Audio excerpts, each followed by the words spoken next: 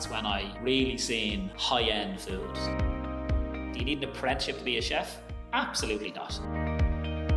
You don't just go to a Michelin Star restaurant on a Tuesday for no reason. I have a lot of people now working in the group. You know, we're over 200 employees.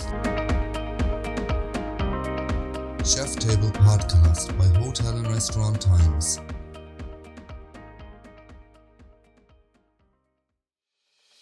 Hello and welcome back to episode 3 of the Chef Table Podcast.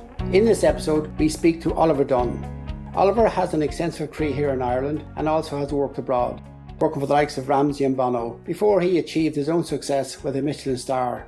He founded Oliver Dunne Restaurants and has 8 successful restaurants under his belt. We talked to Oliver about his career, success to date, problems faced in the industry and his family life.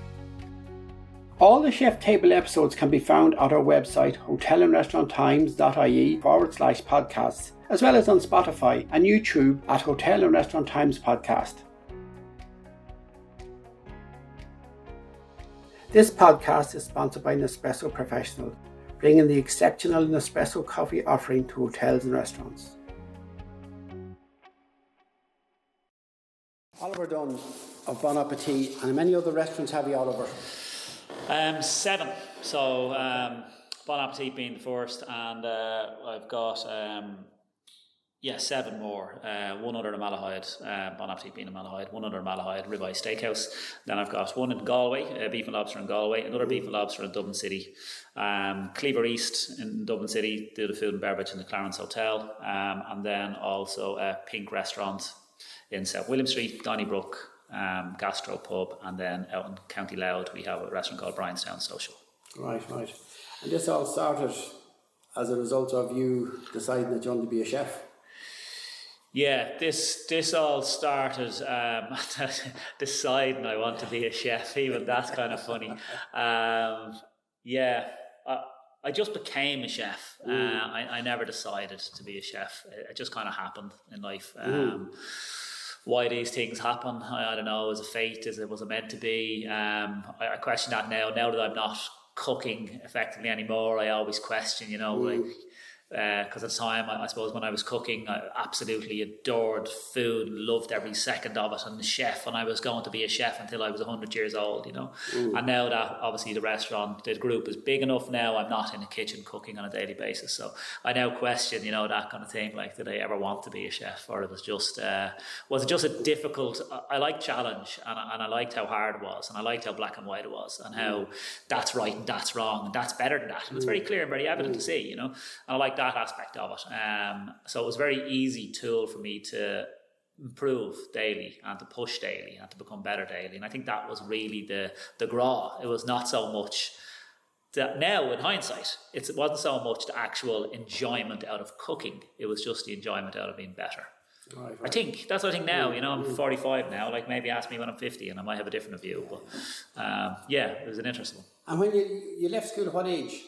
Left school, done my Leaving Cert, pretty young, to be honest. I done my Leaving Cert. I literally just was 16. So I was obviously a little shit when I was a baby. My mother must have sent me to school when I was 1. So I done my and then I left, and my parents actually picked a college course, a post-Leaving Cert course, because I was too immature and I didn't have any intention of going to college. It wasn't part of my future. It was never even a conversation. So I done a post-Leaving Cert course in business and computer management. Done that for a year, and then I went out working, not cooking, just in the working world in various different jobs. So, can you remember your first job? You got paid? A full-time job. Yeah, my first full-time job was at a company called Manley Engineering, and it was an engineering firm out in Ashbourne, and I was an apprentice fitter turner, specialising in steel fabrication, so chrome plating and steel fabrication. So that was what it was. This company seemed to specialise in that. Was most of their job. Big acid tanks and conduction rods, and it was kind of it was strange. I was very young, so that was my first ever paid job. I was getting 64 punts a week, after tax about 61, and that was it. That was my very first job. I was 18. Used to get collected by a minivan.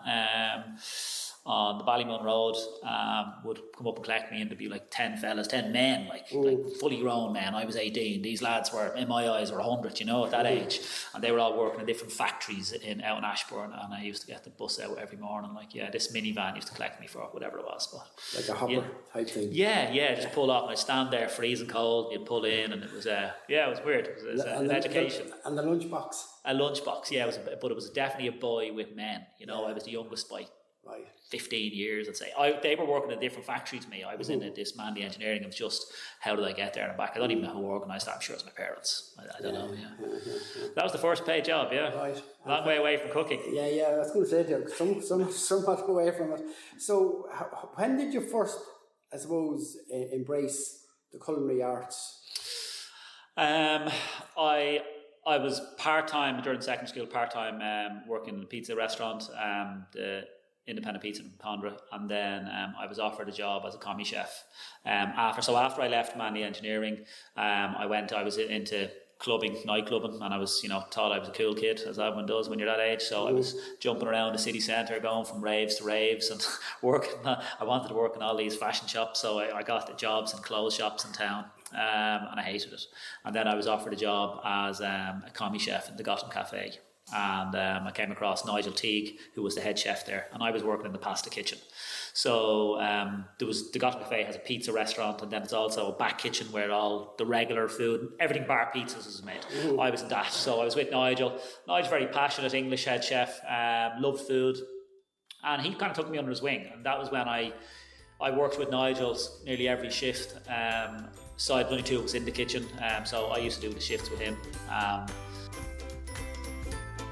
Nespresso Professional brings the exceptional espresso coffee offering to hotels and restaurants that demonstrate a commitment to excellence. Nespresso coffee is made using the finest beans sourced from renowned coffee growing territories worldwide.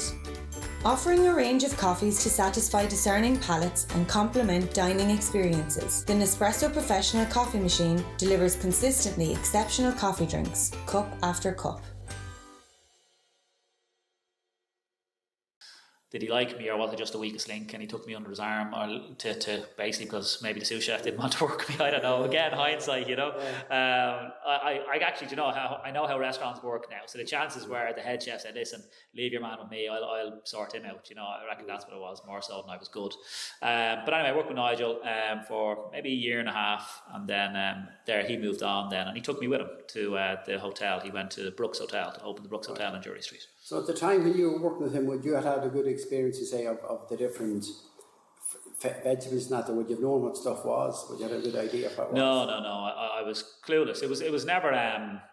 I just took the job because it was better than what I was doing. Is it true you bluffed yourself a few times when it came to veg? When you looked I didn't have any interest in it. It was just, as I said to you, it was actually, the job was handy because it was right across the road from the System nightclub in Ann Street, where I used to go at 5 in the morning, and then I'd sit in the steps waiting to get in at 7 in the morning and work. So that was one of the factors behind it. But no, I didn't have a passion for food. It was just, I just kind of, I don't know, I just liked the structure.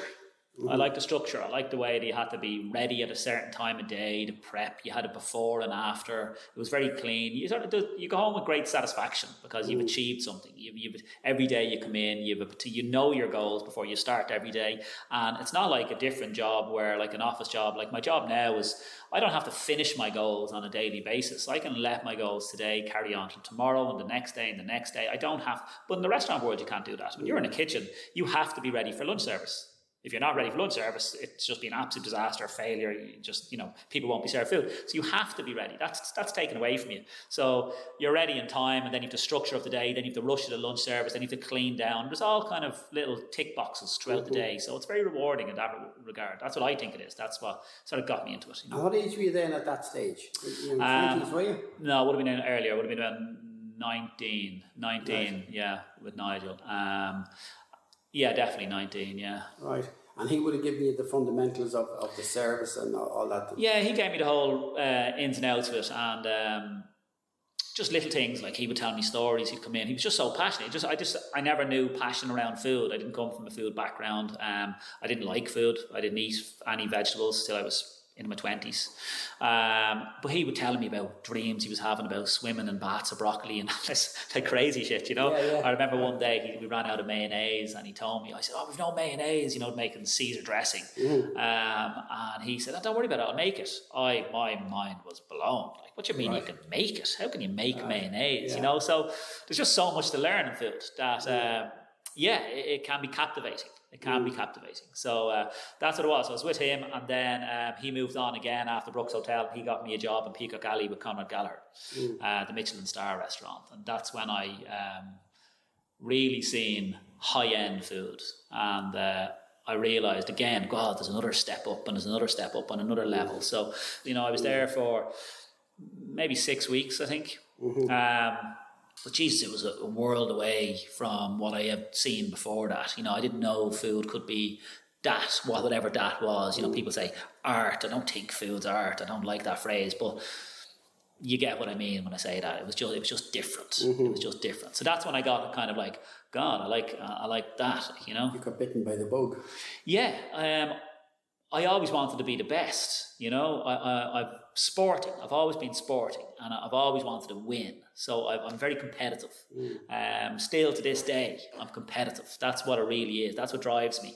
So I didn't like the idea of working in a restaurant serving average food when there was restaurants out there serving much, much better food.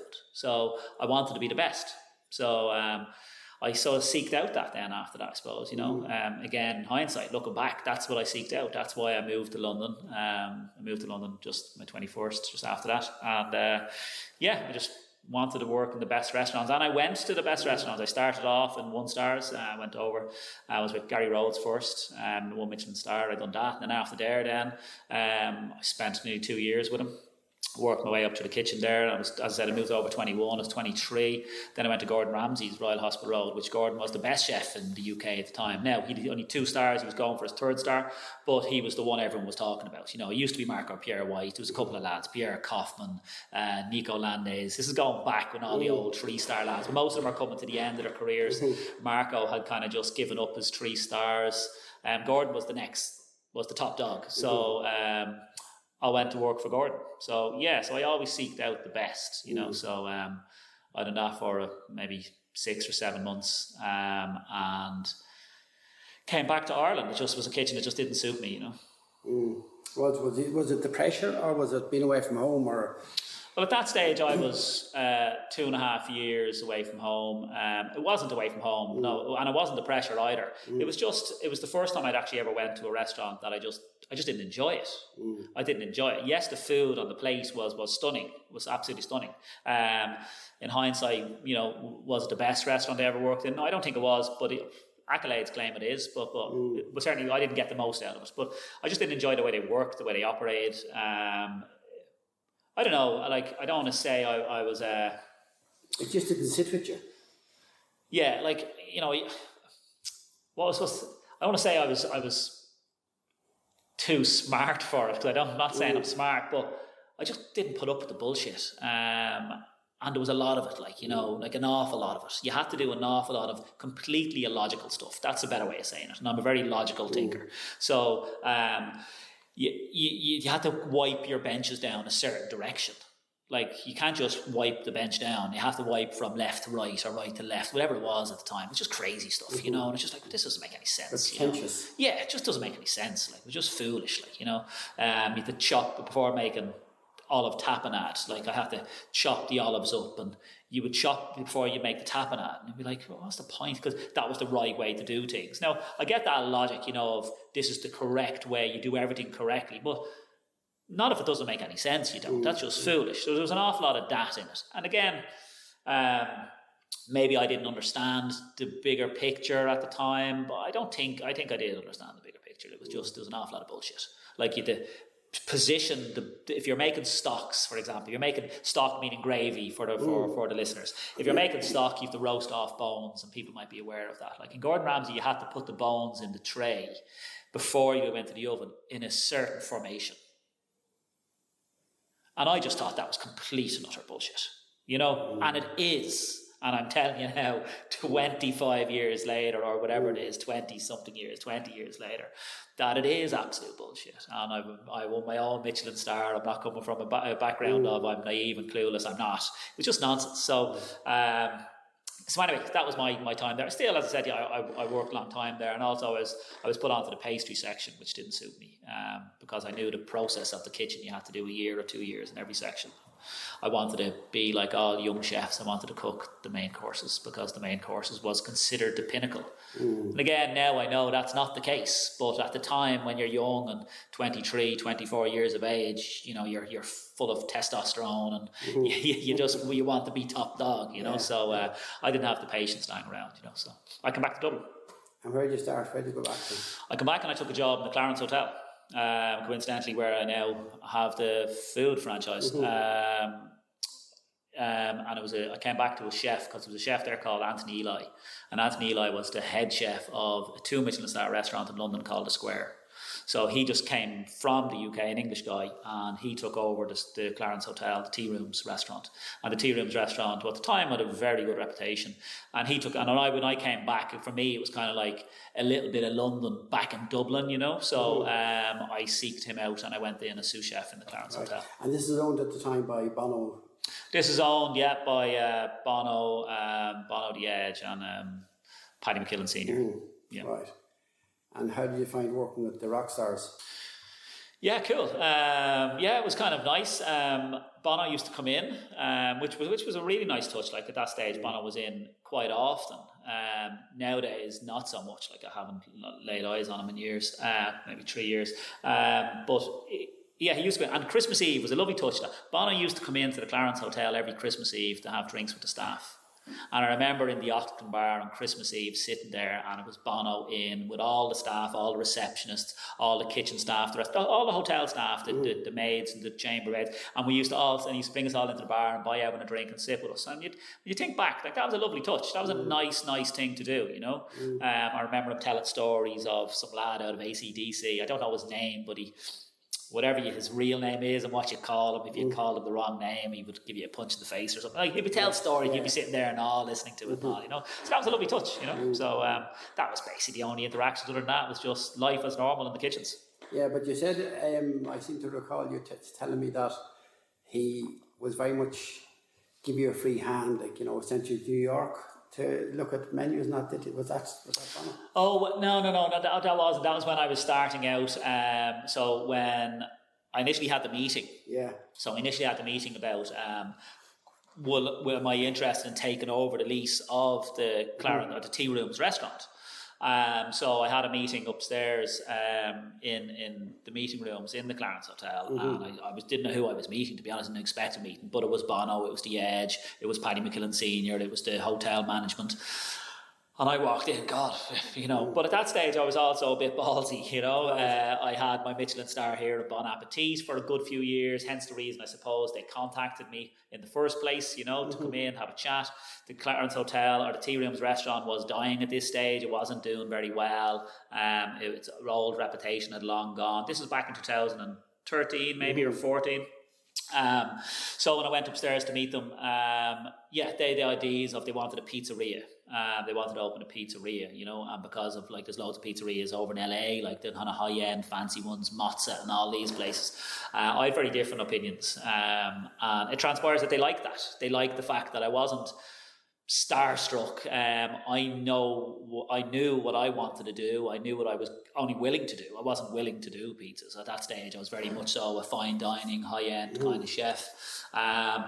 I knew where the Cleaver East, where the back door of the Clarence Hotel is on East Essex Street. And I know there's no one down that road, so I told them what I wanted to do, which is tasting plates. And they were kind of a bit put back by it, I think, but equally I heard the next day when they rang, I've heard by the manager, Michael, he said like that they really liked the fact that I stood my ground and I knew what I wanted to do, and hence the reason they offered me the lease, so that's how I got it, yeah. And it was the right decision. It was the right decision not to do pizzas, you know, because Cleaver East flew from the start, you know, and that was the whole tasting plate concept, like so. And that was at the time, I believe, that was the first kind of small plate restaurant in Ireland. And I got that idea, back to your story, because when I was in conversation, they were telling me about all places in LA to have a look. So I said, I'd be interested in going. They said, you should go over. So they paid for me to fly over to LA, so I went over on my own, and I went around LA for 3 or 4 days, eating in various restaurants. They gave me loads, recommended loads for me to go to, and I went over and had a look. And that's where I got the idea from. Travel is the best thing in the world when it comes to hospitality. If you don't travel in hospitality, you're just blind. Your blinkers on. You're not aware of what's going on in the world. So the more you eat out, the more you experience, and not just only the food, just the whole environment of restaurants, the better. So that was where the idea came from. So Cleaver East flew from day one, yeah. And it was probably one of the Dublin's most successful restaurants by a long shot. Yeah, I would say so. We were fully booked. We were fully booked for a long, long time. Every day of the week, it was a great success. So maybe within a very short period of time, like, it kind of washed its face. And Cleaver East gave me great confidence, because Cleaver East was kind of also a change in my life, from where up until that point, I always knew I wasn't a Michelin star guy, if that makes sense. Yes, I had a Michelin star restaurant, but it's not I do like going to Michelin star restaurants, of course I do, and I really admire what it takes to get a Michelin star and the hard work and effort that's put into it. The 10 years before you get there. That's what the important thing is. Having the star is irrelevant, you know. That's like having a good round of golf. It wasn't that one day, it was the years of golf you played to get you to that good round. So I really I suppose at that stage I kind of just done the opposite. I wrote down how the decision was. I wrote down everything Bon Appetit was, and I said, well, what do I want Cleaver to be? And it was pretty much opposite. So I wanted it to be a fun place. We played really loud house music. It was inexpensive. Like, the dishes were between €6 and €13 a dish.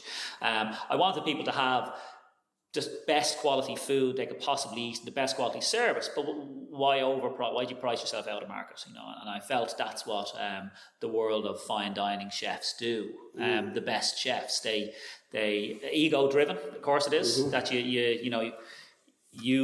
I decide the prices. But I was deciding prices that were, you know, putting 90% of the population couldn't afford to go there. So I decided to go the opposite way, and that's where Cleaver came. So great. And then once Cleaver was a success, well, then that was when I realised, okay, this Michelin world isn't for me anymore. It gave me the confidence to make the leap I needed to make. So you moved more to the mainstream restaurants? Yeah, just more mainstream, everyday restaurant. Food can still be amazing in these, but it's to do with how comfortable we are. And I suppose I wanted to get aim to the population. Like, well, why am I targeting 0.1% of the population? I wanted to go for 99.9% of the population. You know, why am I competing against myself? Why do you learn to cook for 20 years at an extremely high level and then selling, you know, €100 for a tasting menu that people can't afford or aren't willing to afford, and also in stuffy, stiff environments that isn't conducive to a good time. So it doesn't have to be like that. It doesn't have to be like that. That was my fault. I created that here in Bon Appetit when we first opened. Nobody asked me to, you know, have a footstool for the ladies' handbag, but I did. You know, right. So it's so you just learn these things, you know. And do you think that sometimes, you know, particularly in the likes of these fine dining restaurants, that there is a little bit of food snobbery? Is it? Yeah, of course. And that also, you know, that was a thing for me. I consider myself an everyday kind of person. I keep the self to myself. Food snobbery is 100% exactly what it is. People come in with, I think people are uncomfortable. So I think you have two kinds of people. You have one who really appreciate going to fine dining restaurants and love the food and are just blown away by it and are into every single bit, and they're coming in with a really positive mindset and just to enjoy it. And it's a treat. It's always a treat, and it's always a special occasion. You don't just go to a Michelin star restaurant on a Tuesday for no reason. You know, one, because you're not willing to spend that money, and two, the environment isn't usually conducive to casual midweek dining. But then there's the other kind of person who I think, you know, go with kind of a little bit of, not begrudgery, but they don't know how to behave in that environment. So you have a choice. You can be appreciative and think this is amazing and eyes open and be willing to be impressed, or you can go the other way. You can criticize everything. You can look at the type of water they serve and go, oh my God, they serve Tipperary. I was expecting San Pellegrino. Or, they just, people can go, and they do go, because I've lived this for 10 years, they go to extreme negative levels. Like, you'd get some crazy complaints and stuff that you kind of just go, God, in the world, like, is that really important? Is it really important we use tea bags instead of tea leaves? And that's the reason you're never coming back to the restaurant. And that was what one lady told me one day. Loved every part of the meal, service, experience, everything, but is never coming back because we use tea leaves or tea bags instead of tea leaves. And I just didn't like being around arseholes. Is that what you're allowed to call them? Arseholes. It's just not me. Just come and enjoy it. And so it was that kind of environment. It just wasn't me. So these are the kind of things. The food snobbery, and that's also backed up then by, journos get involved, and the food critics at the time, we're going back now, 20 years ago, it was very elitist and very snobbery, and unless you were white linen and this type of crockery and this Riedel wine glasses and you wasn't considered a good restaurant. But the reality was that the food writer could have closed your business down, really. Yeah, at the time, yeah. Well, power. They had absolutely huge power. They really had huge power. And you think back in the day, I'm sure restaurants did. I'm blessed back when I came back to Ireland, which was 2003, and I opened Mint Restaurant. The food writers at that stage were still pretty big. I didn't have any bad reviews at the start, but equally when I had good reviews, the thing is you don't know, right? That's the reality of it. You don't know. Like where this power came from, I don't know, but there was never. I had amazing reviews. Did I see an increase in custom? No. Nothing that I could actually put my finger on and say, God, we had a great review last Saturday, we're up 20% next week. That never happened. Mm-hmm. We maintained the same. It never really changed. And equally then, over the years, yes, absolutely, I got a couple of bad reviews, especially after a certain period in my life when I think the food journals turned on me. Mm-hmm. I had maybe myself to blame. But I had some bad reviews. Did it make any difference to the business? Absolutely not. None either way. But I suppose compounding. I don't know what it is. I think it's to do with at the time, going back years ago, when there was no social media, when there was no Google reviews, when there was for somebody to criticize you was a very rare thing. Nowadays, you're criticized. If you serve 100 people in a week, instantaneously. Instantaneously, and you'll have 50 bits of feedback, whether positive or negative. So they kind of roll now. But beforehand, it was very personal because it was a real, and you're in the paper. It was like national shame nearly.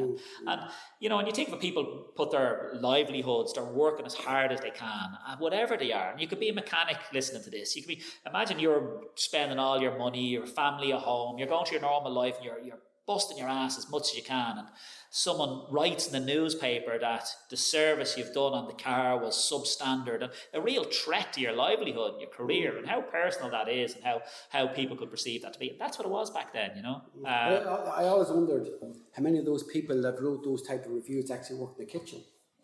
Yeah, I'd say very little. Well, I think we all know very little, and that's still to this day. The food bloggers, just still the same. Restaurant critics are still writing in restaurant newspapers. They're not coming from any point of very few. I don't know them, to be very honest. I literally, as I sit here today, I cannot tell you the names of a single food writer in a single newspaper. I don't know their names. I don't read them. I haven't read them for 10 years now. But I used to know all the old school guys back in the day. I knew all their names. But I don't know who's doing them now. But am I not wrong? They're just journalists that work from one section of the newspaper. And then I am writing this. They just work in one section of the newspaper. And then an opening comes up. And then they're offered, well, who's going to fill this slot? And ex-journalist just gets the job. And their knowledge of food is the same as my own parents.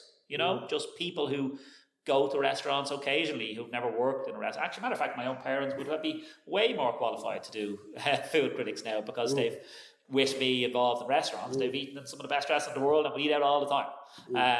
But yeah, so I suppose it's just another, and hopefully my peers take these reviews now as just the same as the Google review and the Instagram review or the Facebook message. It's just one person's opinion, that didn't like the meal for whatever reason, and you should take that seriously because it's one person's opinion. And I suppose it's a bit like awards. I mean, I think the best reward you will get is a customer coming back the second time and third time. That's the best reward you get, isn't it? Yeah, of course. Well, it's the only reward you should really care about, you know. Because at the end of the day, you can have all the awards you want. I had one. It was called a Michelin Star, and we're serving very few people, you know. So, what is an award if your restaurant isn't busy? It's worthless to you. So have thousands of people want to come into your restaurant and have no awards is way better than having all the awards in the world and an empty restaurant. So you don't really chase the awards now, do you? No, I haven't been involved in any awards in any shape or form for, God, well over a decade. It's not on my radar at all. I don't even know when they're to be on. It's just not something that I'm involved with or have any interest in. And to be honest, never had. Never had. I think we met for the first time. I can tell you when we met. We met for the first time in 2004 or maybe 2003 because Mint had just opened and I met you in, can't remember what county it was, but the owners of Mint at the time, I was the head chef, and we were nominated for Best New Restaurant and Best New Chef, and we went to that awards, and I think I was sitting beside you. And that's where we met. And since then, I've probably been to maybe 4 award ceremonies since then, but I haven't in well over a decade. Well over a decade. I just don't believe. I don't agree with it. That's really what it is. Morally, I don't agree with it. I don't agree with what it's all about. But I equally now naivety was at the time. Now, as a businessman, I understand what they're all about. You know, they're all about raising money for whoever the awards company is hosting them. You know, if Food and Wine, I don't even know if Food and Wine's still thing. Is it still thing? Is it closed down? I think it's still going. Is it still going? I thought it was sold. But I remember they used to host it, but it was about making money for the magazines and promoting the magazines and promoting them. It's not about promoting who the best chef is in the country, but at the time when you're a chef, you really think that, you know, and you take that very personally, you know. But no, it's just not for me. Let people do it and more power to them. Now, talking about staff and that, you know, like obviously you're very vocal and very, very straight talker. How do you get on with your staff? Very well, I think. I wonder what my staff think. Very well. Now listen, I have a lot of people now working in the group. You know, we're over 200 employees, which is great. So with that, and because restaurant hospitality has always been transient, like we could have 3 or 4 new starters, maybe 5 new starters every week, and we could have 5 people leave every week because, you know, they're coming in, they're students, they're working part-time, kitchen porters, they're changing all the time, people don't show up. It's the nature of the business. So I used to, and it's a pity, I used to know every single person. I'd be lying today if I said I knew every single person. I'd know all the names, but names to faces, because I'd see a name on the payroll. So I'd know the names, and I'd know they work at this restaurant, but I mightn't have necessarily met them at the time. And then I'd go in 3 weeks later, and they're not there, they're gone, they've already left. So, but no, I get on great. My core team hasn't changed. And I think that's testament. Like, so all the main senior management team, and most of the managers I have in all the restaurants, we have a very, very little staff turnover. So I think that speaks volumes. But I now have a different role in the company, you know. The senior management team deal directly with all the in-house head chefs and restaurant managers. So yeah, but I would imagine that I would say they would all speak highly of me because I've never done anything for that not to be the case. Right, yeah. Not now. Ask me 10 years ago and I would have told you a very different story, you know. It might be different. Yeah, absolutely. It was different. You know, I was a different person. But that'll be down to somewhat of immaturity of not run the business. Would it be some of that? Yeah, of course. Ego, immaturity, not knowing how to conduct yourself, I suppose, lashing out at other people due to internal frustrations, wanting things to be a certain way and not being able to convey that and sit down and have a conversation and say, this is what I want, this is why I want it, and try to explain and sit down with someone. Instead, I just bark and shout when I was overwhelmed. And I don't regret any of it. I don't regret any of it. I don't think regrets aren't part of my life. That's the person I was back then, and the person I am now is the person I am now. So it's all a journey. I don't regret it. But looking back on it, it's funny. I was clueless. I hadn't a clue. I'd done a lot of stuff I shouldn't have done. But that's life. Yeah. But on the flip side of that, there's a very charitable part to you, isn't there? You do a lot for charities. We try. So I think that's important. I do think that's important, and we do stuff for charity. But do you know what? I seen a TV show about 15 years ago, and it really struck with me. And it was a show called The Secret Millionaire. Do you remember that show? Yeah. Now I'm saying again, 15 years ago. It was a long, long time ago. And I remember watching the show one time, and if I'm not mistaken, it was Newcastle, and there was a guy in it, and he was an old guy, and he was like really old, like he was well into his 80s, and he had an awful lot of things wrong with him medically. He was really, really poor, and blah blah. And he was the guy, whoever he was put onto him, and he met him, and at the end, then he wrote him a check, whatever. And this man, I think he was lifelong Newcastle supporter, and he'd never been to a Newcastle game and all this sort of stuff because he couldn't afford to go, and he'd no TV because he couldn't afford a TV, and it was really like desolate situation. Like it really was like, God, the fella had nothing, I think he had cancer, he was blind. It was just you couldn't write this, and he was getting £34 a week is all he had to live off. So at the end, when your man was writing him the check, to say, oh, I'm the secret millionaire and I'm going to write you a check of 10 grand, and he bought him a season ticket. And it was a lovely story. He goes, you live off €34 or pounds a week. And he goes, no, I don't. I've only got 28.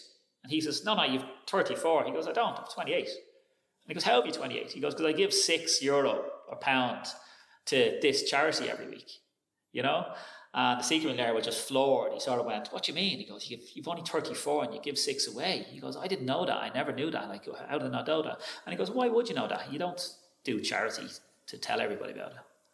And I just thought, boom, drop the mic moment, because the premise of the whole show was about this lad telling the world he's giving away the money. And it just really struck me. So, I support charity. We do various initiatives every year. Probably in the last 3 years, we've given maybe 50 grand. Just given Ukraine now. I think the last 2 months about 17,000. 10,000 and just under 10,000, 9,000 something in April, and May it's about 7,000 or 8,000. So do cancer campaigns, children's campaigns. So every year we do something. I think that's important. That's not just important for life and humanity. It's also important for, I think, as a company and as a group to give back, and give back in a real way, not just talk about it, actually do it. Because everyone wants to be involved with everyone. I think people are 99% positive. And I think the more you give back, the more you get, Karma. Yeah, I do. And the older you get, you realise life is hard, life is difficult. And if you're in a situation where you can help people, I think you should. So, we try to do what I can. Right. And when you look at the industry and where it's come to, and obviously there are massive challenges in it at the moment, we all know about those. What's your own view of it? Do you think that we can recover?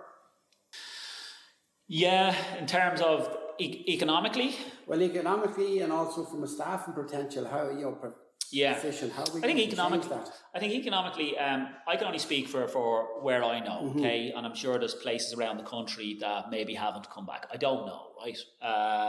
So, unfortunately, I'll just have to forget about that. I tell you what I do know. I do know Dublin is back to where it was. There's no real difference. Tiny bit down midweek, like a tiny bit, like you're probably talking 10%. But even now the corporates are starting to come back. We're starting to see little bits now of corporate entertainment come back in. And corporate entertainment can just mean a table of 10 work colleagues are now going out together because they're now allowed going out together. But there's still people working at home still. So it's not the same in the city centres.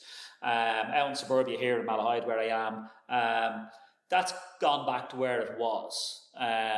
Meaning during COVID, during the lockdown parts, the last 6 months where people were working at home, actually the community restaurants done better because there was no one going into the city centres. So we've done a little bit, but that's now balanced out again. So city centres have picked up again. Suburbia has dropped again. I can see down in Galway, footfall is starting to come back. Tourism is definitely back, and we can see that's growing on a weekly basis. So I think that's all positive.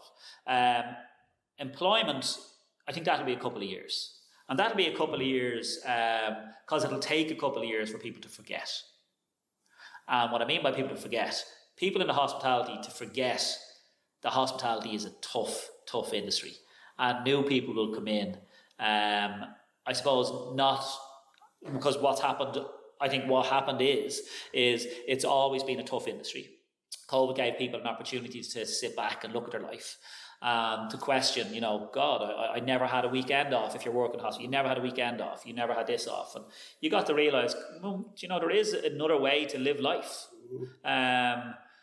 And you may have a better social life, and you may have, depending on what you do in hospitality, you might be able to get equal money working in a different industry, but with the added advantage of a better social life. And I think that's the main thing that's happening. I don't think it's all the tourists are gone home or all the foreigners are gone home again. I don't think it's that. I think it's just people, and mental health was a huge thing. Huge thing, and it really affected an awful lot of people, an awful lot of my own staff, and an awful lot of just people here in the industry. It really affected people badly, just being left at home. I think the hospitality industry, like every industry, I'm only going to know a lot of restaurants abandoned their staff. No contacts, and I know loads. I've had loads of people come looking for work for that reason, that they just locked down, closed, took the government grants, as they're entitled to take the government grants, nothing wrong with that, but didn't communicate with their staff, didn't look after them, didn't keep them going. And as a result then, when they reopened, hey, come on, let's go back to work, they were told in no uncertain terms to sling your hook. I'm never coming back to work with you. So I think that's really what happened. I think the good operators and the ones who looked out for their staff retained their staff. And I think the other ones didn't. Mm-hmm. And you think that, given that lesson, that the industry must reevaluate how it employs people and how they look after them during the working time, or do they need to change the work structures? Yeah, yes is the answer. Yes, they need to change it, but I don't see how it's possible at the moment. Okay, because in the end of the day, it would be absolutely fantastic if you could, if you were a chef, and as a chef, if you're a chef, that you'd only work 2 or 3 nights a week. But then you could work maybe 3 days and 2 nights or something like that. You know what I mean? But for that to happen, you have to work in a restaurant where it's actually busy during the lunchtime and dinner time. And that's not the case. You're either one or the other. You're either a daytime restaurant or cafe, or you're a nighttime business. There's very few who transcend between really busy during the day and really. So we need all the staff at nighttime, and you need all the staff at the times that people are going out, which is all the antisocial hours. So that's never going to change. Should chefs, and I am singling out chefs here as opposed to front of house members, should they be paid more money? 100%. It's an industry that's been underpaid since it began, as far as I'm aware. It's always underpaid. And the only way to pay the guys enough is to put your prices up. And to put your prices up, you won't have any customers. So it's this catch-22. But let's say you're a 40-year-old chef, you've cooked for 20 years. In any other industry with 20 years experience, you'd be on some serious money. That's not the case in kitchens, because there's a cap that you can only pay. Like a lot of industries, there's a cap, you can't go over a certain pay cap. So that's hard. So should there be antisocial bonuses? Should there be, yeah, there should. But I'm genuinely trying to figure out how this can be done, but I really don't know. Mm-hmm.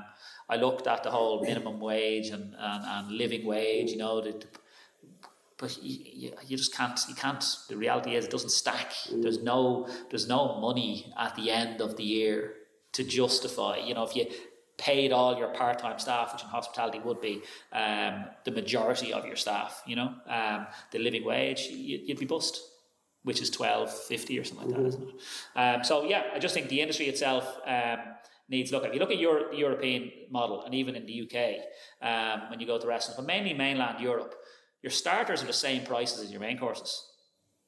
You go into a restaurant, you'll have an €18 starter, but you'll have an €18 main course too.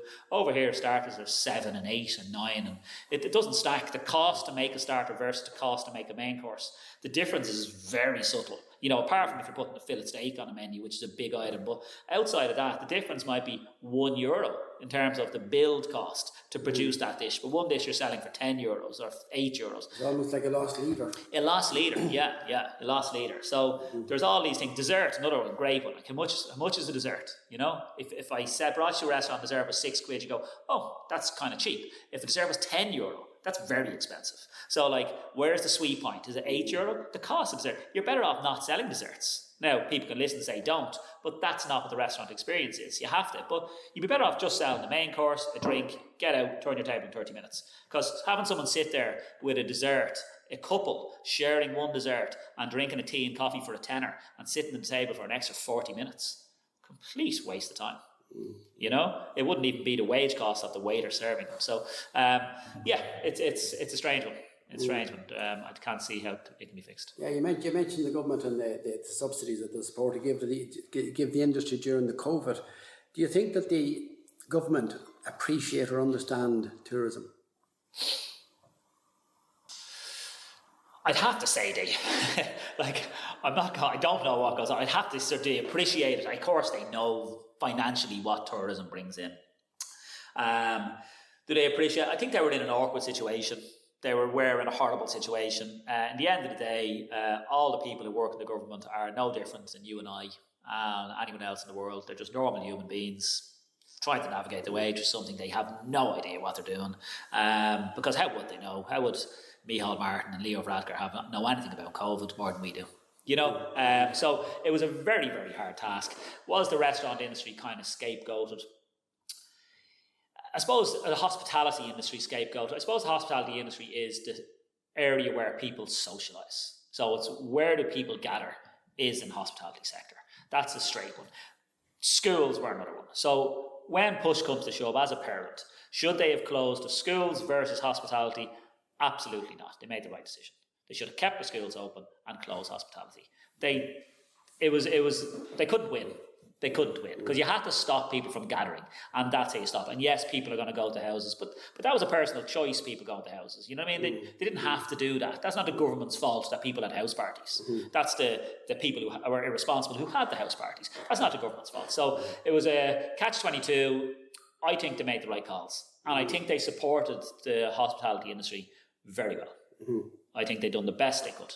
I think if you compare it to the rest of Europe, I think the supports they put out were even better in Europe. And even with the employee supports, the EWS scheme. But then it comes down to, I suppose, the individual employer you're working for. That's the thing. So, but I think they've done the best they could in a horrible situation. Okay. And do you think there should be a Department of Tourism as against the tourism being put into a load of other departments, you know, with like the likes of the current minister has so many briefs to look after, like, you know, media, arts, etc. Yeah, well, listen, if anyone is tasked with one job and one job only, they're generally going to do it better, aren't they? Like, again, you know, how many balls can you juggle at any one time? You know, if your job is just to juggle one ball, you'd be pretty good at it. So for that reason, of course, if there was a dedicated tourism department, well, it can only benefit. But with anything, it seems to be with politics and government in this country, it's so much red tape and anything. Nothing can get over the line. It's frustrating, you know. Nothing can get over the line without fucking referendums and someone has an opinion. And it's an interesting one, isn't it? If it was private, you know, if a country was run privately, who knows what would happen? And just to maybe look at education, like you left school, you had your leaving cert. Do you think that our educators, the people who, you know, are looking after young people, that they understand hospitality? Do you think that they know about it? All I can say in that one is, I suppose, as a career. Yeah, as a career. Yeah, there is a lot of people interested in hospitality and going into hospitality. That still happens. I think the attendance levels going into catering colleges, hospitality, whatever they may be around the country, I'm sure it's still the same as it always was. I'm sure it's quite low at the minute. Is it quite low? Okay. Well, the minute after, I'm not surprised after this turnaround. Yeah. There would have been a lot of dropouts, I'd say, more so than anything else. But over the years, all I can say is that the students that come out, I know the students that go in for first year, very few of them actually come out and go into working in the industry full time. And the ones that do come out don't really I don't see the benefit.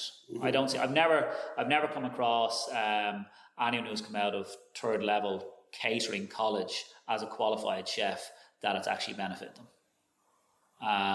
So during their time when you're in catering college, you are working part-time as a chef, you know, that's because you have to get by and you have to earn money. Has the curriculum made any difference to their ability? I don't believe so. their part-time job, wherever they worked, was where they were. And I'm meaning if you have a young lad who went to college or a young girl who went to college and is working in Patrick Ebo's versus a young girl, a guy who went to college is working in the local coffee shop, guess which one is the best when they come out of college? It's certainly not the one who worked in the coffee shop. Mm-hmm. So is there any point of going into catering college to become a chef? My opinion is no. So what should it be? Should it be an apprenticeship? Yes, you should, an apprenticeship. Just and does it have to be an actual government qualified or Fáilte Ireland approved apprenticeship? No, it doesn't have to be that either. Remember years ago, you had to be an apprentice, do a 4-year apprenticeship to be a barman. Mm-hmm. You have to go and you do first year, second year, third year, fourth year to be a barman. When you think back now, what absolute horseshit that is to apprenticeship to be a barman. This exact same way. Do you need an apprenticeship to be a chef? Absolutely not. It's equal. You just have to go into a kitchen like the way you go into a bar and learn how to cook. And the senior people in that restaurant are going to teach you how to do it. And if you know how to make mashed potato in one restaurant, you'll go to the next restaurant and they'll make mashed potato their way. So what you've learned in the restaurant before is irrelevant. So what you learn in college is irrelevant. College are teaching you dated curriculum from Larousse Gastronomique and, old French stuff of let's make the 7 different sauces. And who cares if you know what a beef stuffed olive is? And it's not relevant. I didn't go to catering college. You can just learn on the job. You just learn as you're going along cooking. And you think that's the best way to learn, do you? Yeah. If you want to be a chef, just go to a good restaurant. This is my advice to anyone out there who wants to be a chef. You want to be a chef, get yourself a job in a good restaurant. Not just a restaurant. A good restaurant that's producing good food. The reason why that is more important, one, just because you're going to learn, but the people working in that restaurant are going to be professionally minded and focused. Mm-hmm. Those working in let's call it a not so good restaurant. If you really wanted to be a good chef, would you be working in a not so good restaurant? Like anything else, If you wanted to, you seek out the best in anything. So go to work in a good restaurant, learn as much as you can. You'll be surrounded by like-minded people, and you will learn in a community. And that's what it was, and that's what I think it is. So. You think that could be the saviour, that could be the conduit to keep a flow of chefs available in the country? Yeah, because equally then you're going straight into the workplace, you're getting paid straight away, And also when you go into third level and you come out as a qualified chef from whatever catering college it is, and you walk into the restaurant. I have never, ever, ever, and no one I know has ever asked anyone, are they qualified chef or not? Never once have I seen any documents to support that, or have I ever asked to see it. It's not relevant. You come in, you do a trial. If you have a job as a commis chef, you give them a job as a commis chef, and you can afford to pay them whatever the restaurant can afford to pay them. There's no structure that you come out, I'm finished, I'm fully qualified chef after 4 years of training in college, I'm going to qualify for X amount of money. That's not the case. So you just start off at the bottom anyway. So you may as well start off at the bottom at 18 as opposed to starting off at the bottom at 22. So... It'd be better for them. Better for them. You will learn more. You're open to more ideas. You'll also be earning money while you're doing it. But you're 100% going to be better when you're 22 years of age with 4 years full-time professional experience behind you than you are after coming out of college with a part-time job. Okay. When you look at, we'll say, the food that we have in this island, how would you rate Irish food and the supply of food, like the provenance of food? Is it good here? Yeah, absolutely. I'm not one of the, and I've never been... let's say the champion of food provenance. As a chef, my belief is put any food in front of me and it's my job to be able to make it taste nice. Whether those carrots come from Kenya or come from a farm 20 metres up the road from me. That's never been my bag. That's never been something that I've championed. And, people see because you're a chef, you should be championing local Irish ingredients. I understand the economics of it all, but... there's absolutely amazing quality produce in Ireland, but there's also amazing quality produce in every country in the world. Right. So I suppose it's just what's your goal at the end of the day, so that there is people out there who just go on about this and champion provenance and champion this and champion that. For me, my job was always to cook you and anyone who steps in this door the best possible meal I could possibly cook them, and regardless of where that carrot came from, I just cooked them the best carrot I could find. And if that came from Kenya or it came from Ireland, I bought the best. I didn't subscribe to that. That's just not me. And how would you rate Irish produce though? Would you rate it as one of the better produce? Do you think we better produce than other countries? No, I'm not supposed to say that, but no, I think it's, as I said to you, I think, like, I'm married subjective. it's subjective. I'm married to a French woman. If you ask anyone in the UK, what's the best produce in the world, they're going to say UK. If you ask anyone in Ireland, they're going to say Ireland. If you ask anyone in France, they're going to say France. If you ask anyone in Germany, they're going to say German, Spanish, Dutch, so all our vegetables and fruit, that 99.9% of all the restaurants in this country comes from Holland or Spain. We all buy off the same suppliers. There's very little Irish stuff going around in circulation. Some items, but most of the stuff isn't. A lot of our meat, obviously, is Irish-based. But do I think it's better? I think it's great. I think it's brilliant. If I had two products equal, I will support Irish. If the two products aren't equal, I won't necessarily support Irish. I'm in a business. But yeah, I think the produce is amazing. But I'm not naive to think it's. Do you know what it is? I bet you the chipper beside your house is a great chipper. And the chipper beside my house is a great chipper, the best chipper. And the local Chinese takeaway beside my house is the best Chinese takeaway. But the one beside your house is also the best Chinese takeaway. That's exactly what it is. Yeah, so as you say, subjective. Yeah, 100%. Yeah. So tell me, just to wrap it up, you're obviously now married, settled, family. Yeah. So two great kids, 17, Evan 17, and a little girl, Kimmy 12. Right. So, it's been a long time. I'm a long time in the restaurant game now, so. You think back those days of manly engineering and what you have now today, could you have envisaged what you've achieved? No. I never looked forward, like that. I had a very clear goal of what I wanted to do in my life. I knew that from a very early age. I knew I wanted to win a Michelin star in cooking. I knew that was very important for me. I knew the age I wanted to be a head chef. I knew the age I wanted to have my own restaurant. That was all. I knew all that when I was 21. I remember telling a friend of mine, standing on O'Connell Street, telling the story. So I had all these targets in my head. Where I got them from, I don't know. Did I just pull them out of the air? I don't know. But I believed in them. And I believe when you set a goal, it's much easier to achieve it than if you're just going aimlessly. So I hit all those targets along the way. I achieved everything that I wanted to achieve. But I didn't think past them kind of things, I wanted to be a Michelin star chef. I never thought about being a 2 Michelin star chef or a 3 Michelin star chef. And then when I decided to walk away from the world of Michelin and get into the regular everyday dining, middle road dining, well then I said, well, I wanted to be the best at that.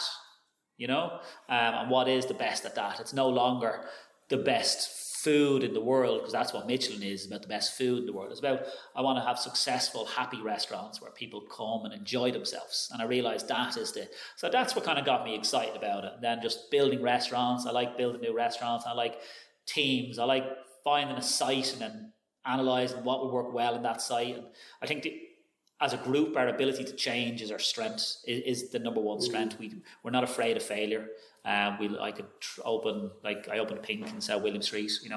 If Pink didn't work out, it would be, I'll give it a while, I'll try it, and I'll change it. I'll just pull the sign down, I'll change it. I'm going to be a Chinese there next year, So, again, I think I've learned that over time. Restaurants, not all restaurants work in all locations. And it may be nothing to do with the quality of the food or the price of the service. It's just the wrong restaurant and you have to recognise that, and you have to leave your ego at the door. And when I walked away from Michelin, I left my ego at the door.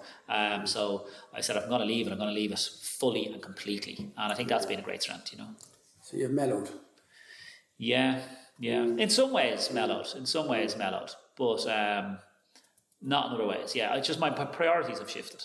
Okay. My priorities have shifted. And have you any plans for any new restaurants? Are you always looking around? Or? Yeah, I don't have any plans at the moment for any new restaurants, but yes, I'm always looking around. Like I've got, as I'm talking, I don't have any plans for it, but yeah, equally I'm looking at a couple of things at the same time. Things just come around, and when I come around, if I hear of something, I'll look at it, and then I'll sort of analyse and say, am I interested in pursuing this or am I not? So who knows? We're now June 2022. Will I have another restaurant or 2 restaurants by July 2023? Possibly. Yeah. I wouldn't say no. But equally, if I don't, it doesn't concern me either. I'll do what's right, what I believe to be right. I just hope to God that it is right.